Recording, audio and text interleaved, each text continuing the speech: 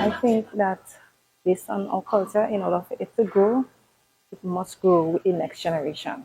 So it is very important to involve them in what you do, not only from a school base, but also from a co-curricular activity. Yeah, and the youngest person that would be dancing with us for the finals is 7 years old. Yeah, and it is very important to pass on the not only the legacy and the information, but also to expose them to what is part of our rich culture. I'm not too big on, I mean, winning is a victory, but I'm not too big on wins. I'm big on growth. Yeah, and I might watch the person that might win us by 1 point or 1.2 points, but that doesn't make us great as well.